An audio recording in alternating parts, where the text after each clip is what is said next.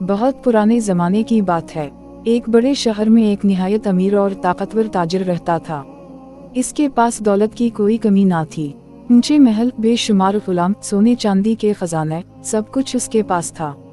लेकिन एक चीज़ इसके पास नहीं थी, आजिज़ी। वो हर वक्त अपने माल पर फख्र करता और गरीबों को हक़ारत से देखता। अगर कोई मुहताज इसके दरवाजे पर आता तो वो खाली हाथ वापस भेज देता। वो कहता, ये सब मेरी मेहनत का नतीजा है, अल्लाह ने मुझे इसलिए दिया है क्योंकि मैं इसका सबसे पसंदीदा बंदा हूँ। एक दिन शहर में एक दरवेश आया।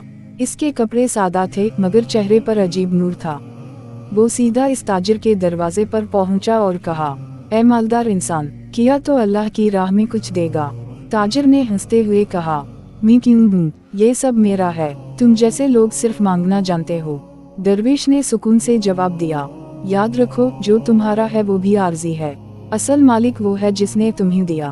ताजिर ने मजाक उड़ाया और दरवेश को धक्के देकर निकलवा दिया। चंद ही दिन गुजरे थे कि शहर में शदीद आग लग गई। ताजिर के गोदाम जल गए, इसका माल राख हो गया, तिजारत तबाह हो गई। लोग जो उसके आगे झुकते थे अब इससे मुंह मोड़ने लगे। वो परेशान होकर हर दरवाजे पर गया मगर किसी ने मदद ना की। एक रात वो उसी दरवेश को एक मस्जिद के बाहर बैठा देखता है। ताजिर की आंखों में आंसू थे।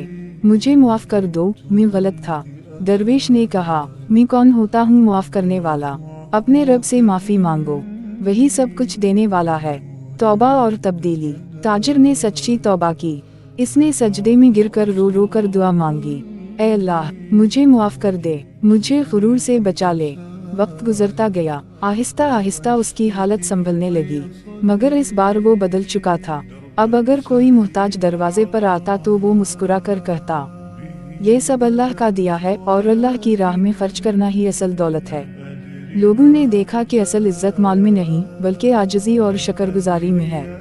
ये दुनिया आर्जी है, माल, ताकत, शोहरत सब खत्म हो सकते हैं, मगर नेकी, सब्र और आजिज़ी हमेशा बाकी रहती है।